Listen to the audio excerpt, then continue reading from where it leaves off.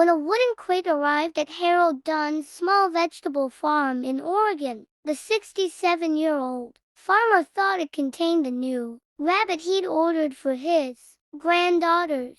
For H project a gentle, soft-tempered Flemish giant. Instead, when he opened the box, a flash of white and gray fur shot out like lightning. The creature darted across the barn, knocking over a bucket of carrots and vanishing into the shadows. It wasn't the rabbit Harold had expected. It wasn't even the breed he'd paid for. The label on the crate read, Willow subject #47B unfit for companion placement. Inside the box had been a nervous, trembling rabbit barely half the size of his palm, with one torn ear and deep scratches across her back. According to the paperwork, she had been rejected by 3 different animal labs for aggressive tendencies and failure to respond to conditioning. She was listed as a return unwanted, unstable, and untrainable. Harold wasn't sure what to do. He'd lost his wife 2 years earlier, and since then, his world had become small and quiet.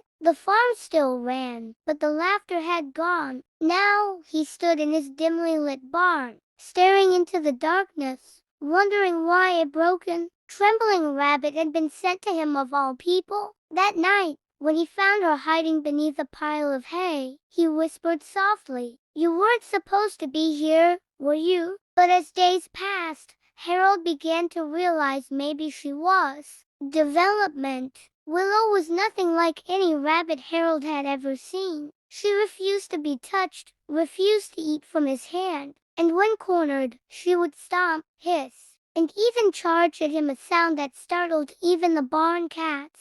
Her eyes, a stormy mix of gray and blue, seemed to reflect both intelligence and fear. Neighbors told Harold to get rid of her. That one's feral, they said. You can't tame what's been broken. But Harold didn't listen. Instead, he started observing her quietly, patiently. Every morning, he would place fresh vegetables near her hiding spot and sit nearby without making a sound. At first, Willow wouldn't come out until he was gone. Then, little by little, she began to appear earlier each day, testing the space between them. One cold morning, as frost glazed the fields, Harold awoke to find Willow waiting near the door of his farmhouse. She had dragged one of his gloves, the one he had dropped in the barn, all the way to his porch. It was her peace offering. That moment changed everything. From that day, they began to trust each other. Harold talked to her as he worked. "You're tougher than you look,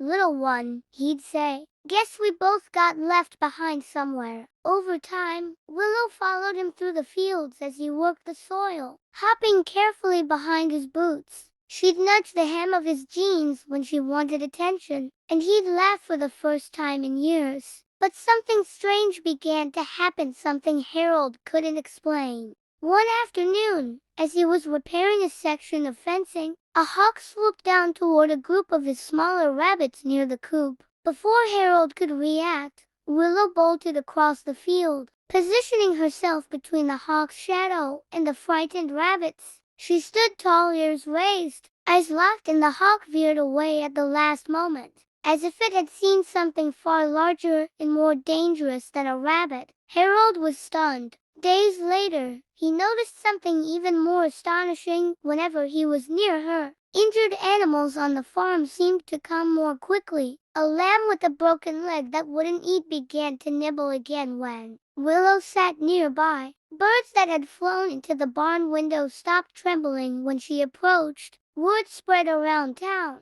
People came to see the miracle rabbit. Local vets were baffled. One even suggested Willow might have an unusual neurological frequency that emitted calming signals and instinctive empathy that other animals could sense. Then came the call that changed everything. A university research team reached out. They had heard about Willow through a visiting veterinarian and wanted to study her behavior. Soon after, a wealthy philanthropist from California, an eccentric billionaire known for funding animal cognition studies, offered Harold $2 million for Willow. He claimed her brain activity could redefine our understanding of mammalian intelligence. Harold was torn. The money could change his life, fix his farmhouse, pay off debts, secure his granddaughter's future. But every time he looked into Willow's eyes, he saw something deeper, something human, something ancient. Was this rabbit really just an accident, or had fate delivered her for a reason? That night,